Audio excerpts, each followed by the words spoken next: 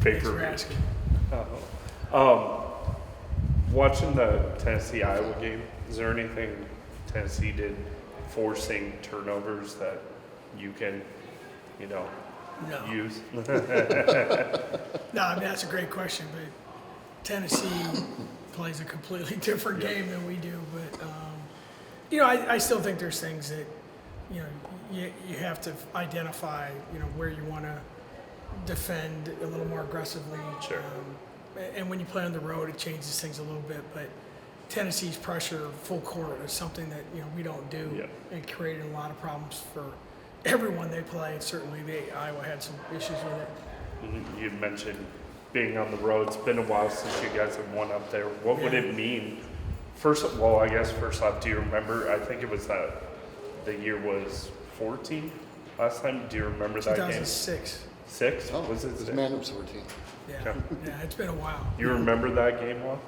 Not really. Okay. This series, for the most part, not completely, has been very home dominated. Yep. It seems like. We've been competitive in most of the games over there. Historically, we've not shot the ball well over there, but it's one of those games that it's going to be a great environment. It's a great showcase for the sport. It's fun to be part of the Cyhawk series, and women's basketball is a big piece of it, and national TV, all that good stuff. So hopefully, we're gonna have to play really, really well, obviously, but we're gonna have to do some things that we haven't done yet, and that's be a little bit more scouting report focused on defense, and got to keep scoring, got to make some shots. So it's kind of, I guess that's the way it is every game. But when you play a really good team on the road, you better clean some things up. What would it mean to get that road win up there? It'd obviously be a huge thing, because you'd be beating a really, really good team in a tough environment. One of those games that you can really build on. Certainly, I still have emails and texts from people back in the day that they're not women's basketball fans, but they're Iowa State fans. So they root for Iowa State no matter what against Iowa. So it's fun. It's all part of it, and it would be big for us. Our team's played a really, really difficult schedule, and we still have some tough ones ahead of us. But hopefully, we're a little more ready for this than we were, earlier in the year.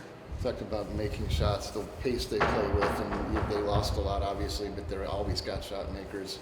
How much does that mentality you talked about with audience, but you got to be willing to miss a shot, factor in here, and also what you've always talked about, better get it up fast if you're, not going to turn it over too. No, yeah, I mean it's all that stuff, and you just one of the terms that we use with our team all the time is never be surprised when you're open. They've always been really good against us. They've been very physical in the half court, ball pressure, denial.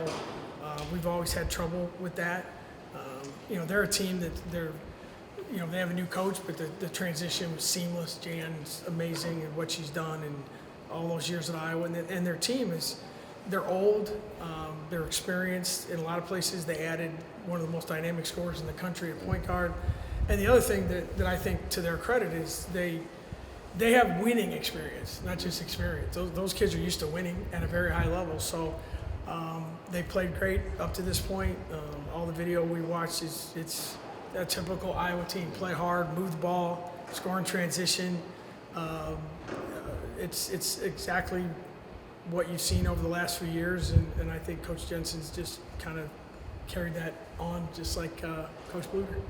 You mentioned kind of struggles to shoot it there. Is there anything you can do can you get some extra time up there? Yeah, we've tried a lot of different things. I mean, I went through, I think the 8 games, that we've lost, I think we're shooting like 24 or 5% from the 3-point line, cumulatively in those 8 games. So I don't know. It's just one of those things that we just have not been able to shoot it there. So hopefully this will be a little bit different situation. And every gym's a little bit different. I mean, to be honest with you, we've had trouble shooting it everywhere this year. So maybe it's not just over there. We haven't done it really well at Hilton either. So it's just one of those things that it happens, and you just got to keep working on it, and really just keep telling them they've already done it in the past. It'll come back. Don't freak out about it, because that is one thing that basketball players freak out about. If they're not making shots, they freak out. That's not a good thing. So hopefully we can get some of that figured out. I thought it was interesting what you had said about like going through emails and texts from fans. Yeah. You know, do you go back and look through those like this week? Not very often. Usually the ones I get aren't always real positive. Yeah. But I was gonna say, is that something you some of them, yeah. tell the players about? Yeah. Oh yeah. I mean, I share a couple, just anecdotal things of, hey, I remember it was a long time ago. I got an email from a fan that they lived in California, and it was like literally said, I'm not a women's basketball fan, but I'm an Iowa State fan. Good luck. Most of the stuff I share with the team that I think helps and matters to them is from former players who've played in this game and what it means to them. And we talked. I will talk to them about what the football team did. But a lot of it is, the former players who lived that series and the memories that they have of success in that series, that translates to players more than probably anything. And so I try and really, when I share other things with them, that's the majority of it is from former players. How do you incorporate the former players? Is it like you have them come and talk? Or I mean, if they come and talk, a lot of it is they'll just text me. This week? Yeah, they'll just, hey, I remember this game, or I know this is a big week, or tell them how to enjoy. It's just, a lot of it is just, it's unsolicited. Sure. I got a really nice text message from Stacey Freeze after the South Carolina game, basically reminding me there was a game that she played in that we scored 9 points in a half, and that team turned out pretty well. So it's just a lot of those guys, they get it, and they've lived this, and they know what they're living through right now, especially when it's bad or things go wrong. But this is an experience that those kids, I think they would tell you, if they could play in one game, one more, it would be this game, because it's fun, especially the kids from our state. Those are the ones that really think this is the coolest thing ever. Any you've heard from so far this Yeah, week? I've heard from Megan, Angie, Stacy. Obviously, Lindsay talks to me all the time. Katie Robinette, I saw her the other night. Actually, I went to recruiting. Katie Robinette was coaching. Katie Cook now was coaching one of the teams I was watching. So yeah, you start hearing. I'll hear a lot of it tonight and tomorrow, because they'll start paying more attention to it, and so it's cool. I mean, I'm glad that they have. Most of them have pretty good memories, of it, and I think that's what you want to share with them, because those are things, when these guys are all done, they're going to forget a lot of stuff, but there's certain things you'll always remember. And for a lot of our former players, this game is one of those things. If you said, write down 10 things you remember about playing at Iowa State, for a lot of them, this series is one of those, and I think that's really cool. Since you opened the door, I wanted to ask about the value of kind of taking your lumps in a game like South Carolina. And Coach Dressler even talks about you learn more, a lot of coaches do. You learn more when you lose than you win, because if you win all the time, maybe you don't identify flaws you need to fix. But what does that type of experience, and we saw they did it, you got to be their first team after they got humbled, and look what they're doing. I mean, how does that help you recalibrate, I guess? I don't know. I mean, I don't know that it's, we all need those lessons in life, and this game and college sports, the world we live in, you can be humbled quickly, and that was a very humbling experience for all of us. But I think the thing that I try and tell our players is it's one game, it's 40 minutes, they're going to shut the scoreboard off. And the thing I try and tell our players is learn the lessons, leave the event. And it's like, if you lost a game and you were embarrassed, then take your medicine and move on. But that should not dictate how hard you work, how you view your teammates, how you treat people. If they take away your self-respect and your will and all that stuff, then now you got a problem. If it's just, hey, you can't rebound, you can't score, you can't guard, that's what practice is for. That's my focus, is like, hey, it's one game out of a lot of games. It's terrible. It was embarrassing. We didn't do what we were supposed to do. But if it takes away the things that are really more important, now you don't just turn that stuff back on like a light switch. Yeah. You don't like, okay, I lost my self-respect and dignity, and then tomorrow I'll get it back. No. Yeah. In my experience, so that's for me, Rob. It's like, okay, let's move on. And the good thing about basketball is Friday was miserable, and then we turned around and I thought played really well on Saturday. So overall, I think it's okay, and we're not the only team South Carolina's doing that too right now. They look like they're really upset.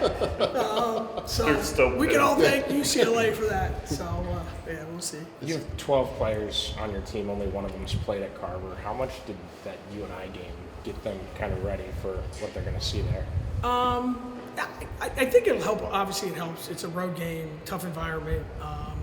That's got to help some. But yeah, it's a different world, and that's the thing that we're going to have a lot of that this year. A lot of kids that are doing things for the first time in an industry where, again, I keep saying the same thing. Everyone's like, get older, get older, get older, and I think we might have gotten younger. But again, it isn't as big a deal probably unless we make it out to be, and it's more like, what can you control? What travels. What is going to get on the bus Tuesday that we're going to take with us that is ours and we can value and we can build that foundation and work through. So same idea, like, hey, let's just do what we can, and hopefully you're in the game and make it competitive and like you said, make a few shots and see if you got a chance. Sounds like Stacy's a frequent text correspondent. Yes, yeah, Stacy's Stacy's one of my not weekly, but yeah, I get a lot from her because she gets it. I mean, she gets a lot of things, and I mean, she was a great player here, but she sees, and her sister's a coach. Yeah. She was like a coach when she was here. Yeah. I think she just views it a little bit differently than a lot of people, and I think that's kind of cool because her perspective is really, really almost on point every time. Yeah. Like what she says kind of makes me think, okay, that makes sense, and she's lived it. She's lived the good and the bad, and luckily for her, most of it was good. Luckily for us, she was here, most of it was good. So yeah, there's a few of them, and she's definitely on the short list of often. I know when that number pops up. What were some of the messages they sent you yesterday or today, or that you've heard regarding about this game? Most of it is make sure they enjoy it. It makes playing at Iowa State even more special. Sure.